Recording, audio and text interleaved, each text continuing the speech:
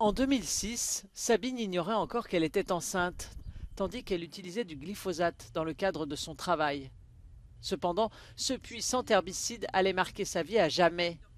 Chaque année, dans le cadre de mon travail d'organisatrice de randonnée à cheval, je devais passer un désherbant à base de glyphosate sur notre carrière d'équitation. C'est un espace en sable d'à peu près 700 mètres carrés. Et à chaque passage, ça me prenait plusieurs jours.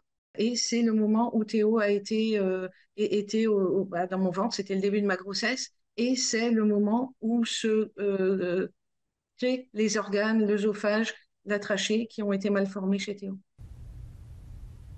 En 2018, Sabine a poursuivi Monsanto en justice, la firme qui a rendu populaire le pesticide. Le lien entre le glyphosate et les malformations de Théo a été reconnu et la famille a obtenu une indemnisation. Une victoire certes, mais qui n'efface pas des années de souffrance. Il a des malformations de l'œsophage, de la trachée, du larynx. C'est un syndrome polymalformatif, donc il y a un ensemble de malformations qui ont nécessité beaucoup d'opérations. Et il a eu un total de 54 opérations. La Commission européenne envisage de renouveler l'autorisation du glyphosate pour 10 ans, lors d'un vote ce vendredi. L'herbicide ne présenterait pas de domaine critique de préoccupation selon un rapport de l'Autorité européenne de sécurité des aliments contesté par les ONG. ECHO and EFSA, we believe, downplay the existing evidence from animal studies and from epidemiological studies on the evidence of glyphosate that may cause DNA damage in certain organisms.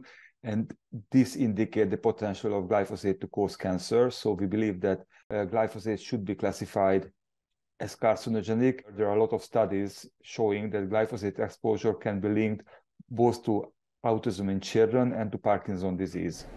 Sabine lance alors un appel aux députés européens. Ce que je voudrais leur dire, c'est de sortir le nez des chiffres, de sortir le nez des bilans économiques et des statistiques, de se dire que derrière les statistiques, il y a réellement des victimes. S'ils prennent la décision de maintenir le glyphosate sur le marché européen, ils prennent la décision qu'il y aura ces victimes. Ils seront responsables de ces souffrances et de ces futures victimes.